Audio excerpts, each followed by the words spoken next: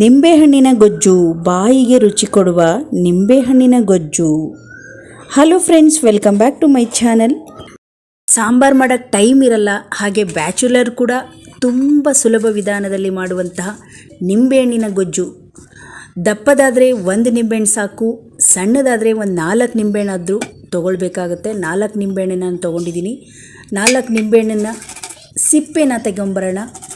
ಮೇಲೆ ಇರೋ ಸಿಪ್ಪೆನ ನಾವು ತೆಕ್ಕೊಂಡು ಬರೋಣ. ಇವಾಗ ಈ ಗೊಜ್ಜು ಒಂದ್ಸಲ ನೀವು ಕಲಸಿ ತಿಂದರೆ ಮತ್ತೆ ಮಾಡಿ ತಿಂತೀರಾ. ಅಷ್ಟೊಂದು ರುಚಿ, ಅಷ್ಟೊಂದು ಸಿಂಪಲ್ ವಿಧಾನ, ಮತ್ತು 1-2 ನಿಮಿಷ ಟೈಮ್ ಇದ್ದರೆ ಸಾಕು, ಈ ಗೊಜ್ಜು ಊಟಕ್ಕೆ ರೆಡಿ ಆಗುತ್ತೆ.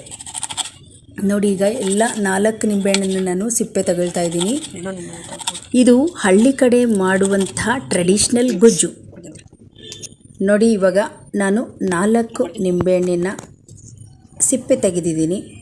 ಈಗ ಒಂದು ಸಣ್ಣ ಕಡಾಯಿ ಇಟ್ಕೊಂಡಿದ್ದೀನಿ. ಇದಕ್ಕೆ 1.5 ಚಮಚದಷ್ಟು ಎಣ್ಣೆ ಹಾಕಿದ್ದೀನಿ, ಒಂದು ಅರ್ಧ ಚಮಚದಷ್ಟು ಜೀರಿಗೆ, ಹಾಗೆ ಒಂದು ಅರ್ಧ ಚಮಚದಷ್ಟು ಕಾಳುಮೆಣಸು, ಹಾಗೆ 3-4 ಹಸಿ ಮೆಣಸಿನಕಾಯಿ ಅಥವಾ ಹಣ್ಣು. ಒಣಮೆಣಸಿನಕ್ಕಿಂತ ಹಸಿ ಮೆಣಸಿನಕಾಯಿ ರುಚಿ ಇರುತ್ತೆ. ದಪ್ಪದಾಗಿರೋ 1 ಬೆಳ್ಳುಳ್ಳಿ, ಸಿಪ್ಪೆ ಸುಲಿದಿರೋದು. ಎಣ್ಣೆಯಲ್ಲಿ ಚೆನ್ನಾಗಿ ಫ್ರೈ ಆಗಿದೆ ನೋಡಿ. ಈಗ ನಿಂಬೆಹಣ್ಣು ಹಾಕ್ಕೊಳ್ತಾ ಇದ್ದೀನಿ. 4 ಮೀಡಿಯಮ್ ಸೈಜಿನ ನಿಂಬೆಹಣ್ಣು ಸಿಪ್ಪೆ ತೆಗೆದು ಹಾಕ್ತಾಯಿದ್ದೀನಿ. ಸ್ವಲ್ಪ ಹಸಿ ಕೊತ್ತಂಬರಿ ಸೊಪ್ಪು, ಚೆನ್ನಾಗಿ ಮಿಕ್ಸ್ ಮಾಡ್ಕೊಳ್ಳೋಣ. ನಿಂಬೆಹಣ್ಣು ಸ್ವಲ್ಪ ಎಣ್ಣೆಲಿ ಫ್ರೈ ಆದರೆ ರುಚಿ ಚೆನ್ನಾಗಿರುತ್ತೆ.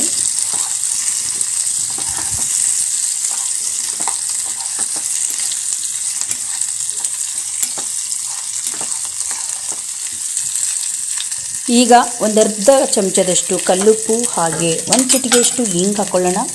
ಚೆನ್ನಾಗಿ ಮಿಕ್ಸ್ ಮಾಡ್ಕೊಳ್ತಾ ಇದ್ದೀನಿ. ಇದೆಲ್ಲವೂ ಎಣ್ಣೆಯಲ್ಲಿ ಚೆನ್ನಾಗಿ ಫ್ರೈ ಆಗಬೇಕು, ಸಿಮ್ಮಲ್ಲಿ ಇಟ್ಕೋಬೇಕು. ನೋಡಿ, ಇದು ಚೆನ್ನಾಗಿ ಫ್ರೈ ಆಗಿದೆ. ಈಗ ನಾವು ಒಂದು ಕುಟ್ಟಕಲ್ಲು ತೊಗೊಂಡಿದ್ದೀನಿ. ಇದಕ್ಕೆ ನಾವು ಫ್ರೈ ಮಾಡ್ಕೊಂಡಿರೋ ಮೆಣಸಿನಕಾಯಿ, ನಿಂಬೆಹಣ್ಣು ಎಲ್ಲವನ್ನು ಹಾಕ್ಕೊಳ್ತಾ ಇದ್ದೀನಿ. ತುಂಬ ಸುಲಭ ವಿಧಾನ ಅಂತ ಹೇಳಿದ್ನಲ್ಲ, ಇದೇ, ರುಬ್ಬೋ ಹಾಗಿಲ್ಲ. ಒಂದು ಕುಟ್ಟಕಲ್ಲಿದ್ದರೆ ಸಾಕು. ಈ ಗೊಜ್ಜಿನ ಮುಂದೆ ಯಾವ ಸಾಂಬಾರು ಇಲ್ಲ, ಅಷ್ಟೊಂದು ರುಚಿಯಾಗಿರುತ್ತೆ. ಈಗ ನಾವು ಇದನ್ನು ನುಣ್ಣಗೆ ಪೇಸ್ಟ್ ಮಾಡ್ಕೊಳ್ಳೋಣ. ಮೆಣಸು, ಜೀರಿಗೆ ಎಲ್ಲ ಚೆನ್ನಾಗಿ ಪುಡಿ ಆಗೋ ಥರ ನಾವು ಇದನ್ನು ಪೇಸ್ಟ್ ಮಾಡ್ಕೊಂಡಿದ್ದೀನಿ. ನೋಡಿ, ಇಲ್ಲಿ ನಮ್ಮ ಗೊಜ್ಜು ರೆಡಿ ಇದೆ ಸ್ನೇಹಿತರೆ. ನಿಂಬೆಹಣ್ಣಿನ ಸಿಂಪಲ್ ವಿಧಾನದ ಬ್ಯಾಚುಲರ್ ಕೂಡ ಮಾಡ್ಕೊಬೋದು. ಸಾಂಬಾರಿಲ್ಲ ಅಂತ ತಲೆ ಕೆಡಿಸ್ಕೊಳ್ಳೋ ಆಗಿಲ್ಲ. 1-2 ನಿಮಿಷದಲ್ಲೇ ತಯಾರಾಗುತ್ತೆ. ಬಿಸಿ ಅನ್ನದ ಜೊತೆಗೆ 1 ಚಮಚ ತುಪ್ಪ ಇದ್ದರೆ ಸಾಕಾಗುತ್ತೆ. ನಮ್ಮ ಗೊಜ್ಜು ರೆಡಿ ಆಯಿತು. ಇವಾಗ ಅನ್ನಕ್ಕೆ ಹಾಕಿ ಕಲಿಸ್ತಾ ಇದ್ದೀನಿ.